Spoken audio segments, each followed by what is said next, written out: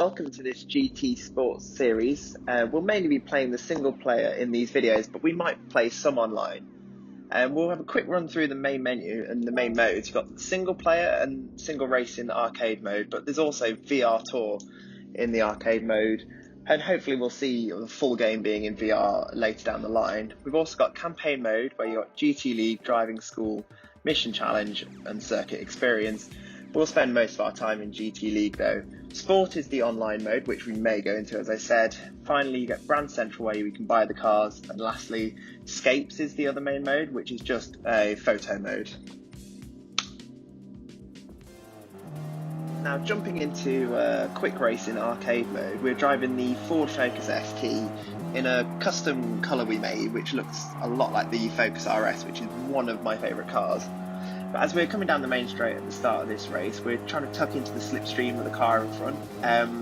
We aren't on the highest difficulty just yet. This is one of the first races I did in the game. But we're coming up to the first corner now, and you can see the Supra gets up the inside of us, and we just accidentally give it a little tap as we try and go around the outside. But it's all fairly clean racing at this point.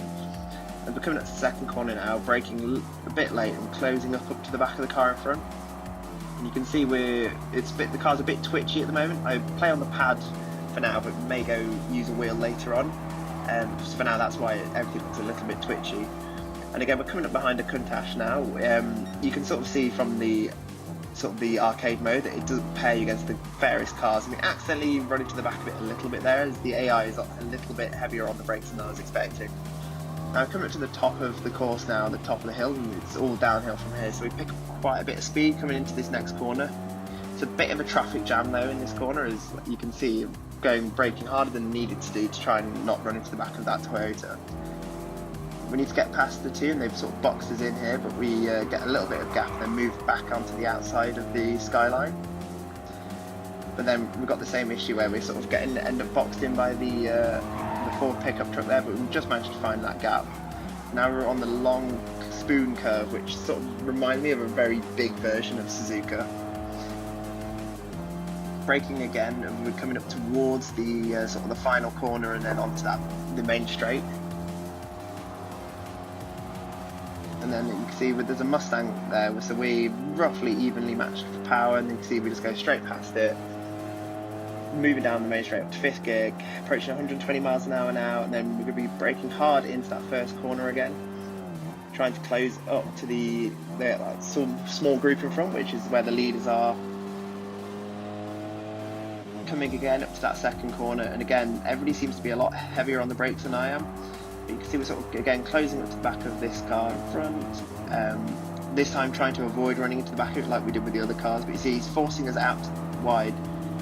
We dip one wheel onto the dirt, but you see it's all fairly clean, and then he goes off to Narnia somewhere. And then again braking hard, we're coming back up towards the top of the hill, trying not to hit the back of that Aston. Clearly a lot more valuable car than ours is, and then again trying to get around the outside, but then we try and flick it back to the inside, and again he's braking a lot harder than he needs to at this point of the circuit. Coming downhill there, we got past him fairly cleanly, and then coming up to this back of this M4 now, which is oddly similar colour to our car, even though ours is a custom colour. Not quite sure how that's worked out though, but so we've got to try and get past him now, because we've only got one lap to go. I'm coming up towards the end of this lap again, coming up to that spoon curve again. I look to go up the inside, but then switch it back towards the outside, and then you can see for some unknown reason he then starts to force me out wide. Did one wheel and that was it. It was lost complete control of the car, and of course all that hard work we'd done on that lap before completely gone now, as you see we get the Aston's gone past again.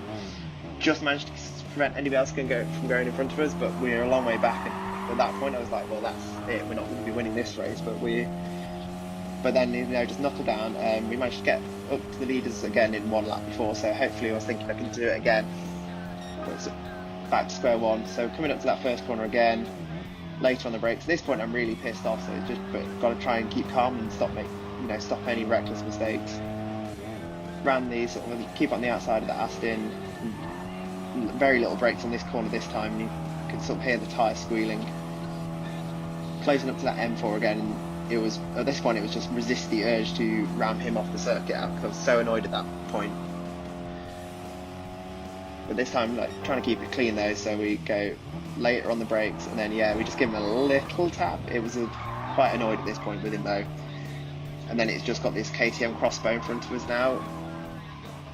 Because I got past him, I felt a lot more chilled, we'll say, but still, you know, it had the blood boiling at that point.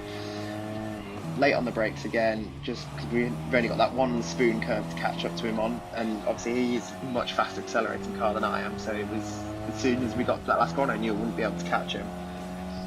So it was like trying to keep in his slipstream, closing up to the back of him where we go around the spoon curve. He goes to the inside, so I try and keep it clean around the outside. But you can just see he's so much faster than I am, and it's just impossible to get anywhere near him. I look to go up the inside, late on the brakes, you can sort of see the remains of that crash we had. And then coming up to that last corner, only hope is I can stick in a slipstream and get him on the line. Tucking into a slipstream, we're trying to closing up, just hope to God we can nip him on the line, moving in, and then pull out just at the last second, just try and slingshot past him. But no, we just get second, and it's by 0.003 of a second. But it's just a quick race, so it's not the end of the world. And if we had one more lap or one more corner, we would have definitely had him, but it's not the end of the world, as I said. But anyway, join us next time, and we'll be going into a bit of GT League, and we'll be doing some more proper racing. But until then, I'm going to leave you with a quick blooper from a race that I did earlier. And we'll hope you enjoy it, and I'll see you next time.